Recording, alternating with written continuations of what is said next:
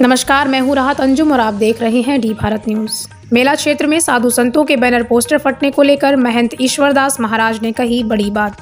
दुर्वासा ऋषि आश्रम के महंत ईश्वरदास महाराज ने कहा कि मेला क्षेत्र में लगे साधु संतों के बैनर पोस्टर हवा बारिश की वजह से फटे हैं। उन्होंने कहा कि इसमें किसी का कोई व्यक्तिगत दोष नहीं है और किसी का हाथ नहीं है।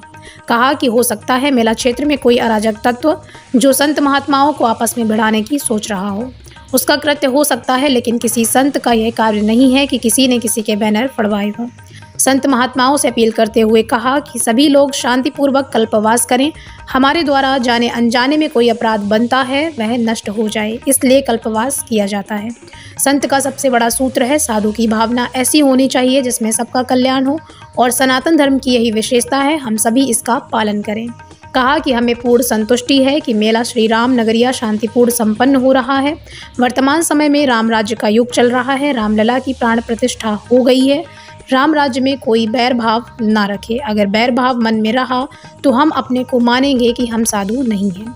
साधु समाज का यदि हमारे द्वारा किसी प्रकार का अपराध हुआ है, किसी की भावना को ठेस पहुंची है, तो हम संतवेश के नाते सब संतों से क्षमा प्रार्थी हैं। उन्होंने जनता से व आश्रम से जुड़े लोगों से अपील करते हुए कहा कि साधु समाज के विषय में जब तक हमसे राय न ले लें तब तक अपनी तरफ से कोई टिप्पणी न करें। कादरी गेट थाना क्षेत्र में पंचाल घाट पर स्थित दुर्वासा ऋषि आश्रम का मामला।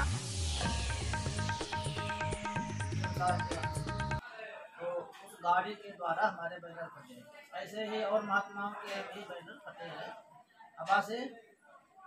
तो इसमें किसी का कोई दोष नहीं है, किसी का कोई इसमें हाथ नहीं है।